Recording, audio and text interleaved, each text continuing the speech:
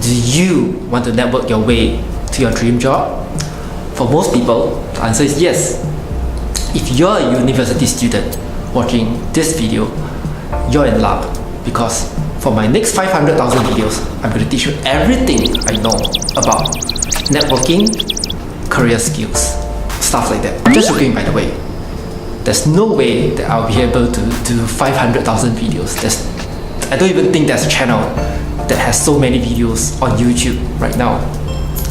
But back to the main topic. Whenever I teach all these career skills, networking skills, interview skills at the local universities, one of the most often asked questions is, William, how do I get the most out of a networking event? Because I know this is a very seldom talked about subject, and I know how intimidating it can be, because I was a student before. Entering a room full of strangers, spending the next 1 hour, 1.5 hours there with another, say, 200 students, fighting for attention, fighting for that one chance at the job, making an impression. I know that can be intimidating. So whenever I get asked questions on, William, how do I stand out from the crowd in a networking event full of people? Well, my answer is always, you do something different. You do not try to stand out from the crowd.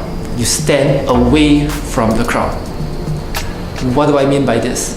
So, the conventional career coaches, what they will be teaching you is that, well, you do your homework. If you're Chinese like me, you know that Sun Tzu's Art of War says that know thyself, know thy enemy. Research on the company, research on yourself, know your strengths, know what the company is looking for, know the history of the company, so that you have things to talk about, and then practice in front of a mirror. Feel confident, practice 100 times if you need to, and then go into the event. Now, I did all this before last time, and you comment below if you know what I'm talking about. Did it work for you? I can tell you, the moment, no matter how much I practiced, the moment I stepped into the networking event venue, everything changes, right? The nervousness comes back again.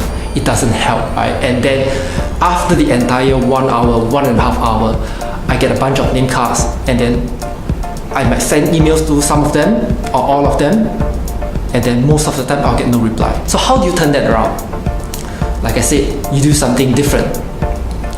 Meaning that you go to the networking event not trying to sell yourself.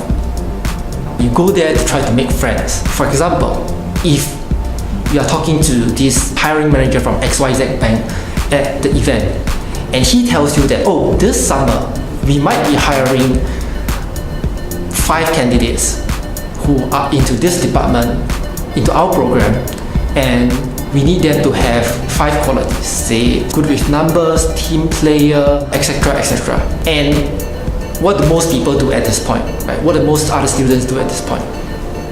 They try to fit themselves, like squeeze themselves, nudge themselves into this mold of the 5 factors or the 5 qualities that the employer is looking for.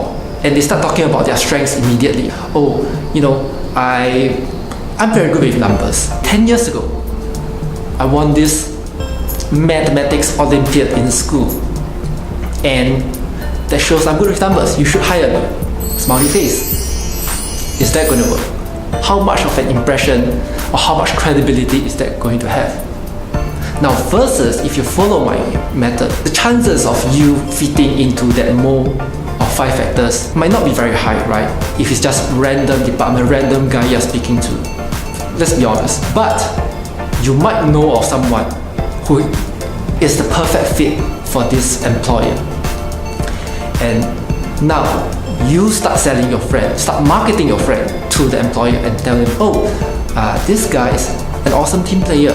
He just participated in a race and he was in the #1 position, but because he saw a competitor fell down, he stepped back, helped the person up, and dropped to 3rd place as a result. Team player, right? Sportsmanship. Versus if you tell people that, hey, I'm a team player, I play soccer, and I'm the soccer captain in my school. How much does that say about how much of a team player you are? Which one holds more credibility?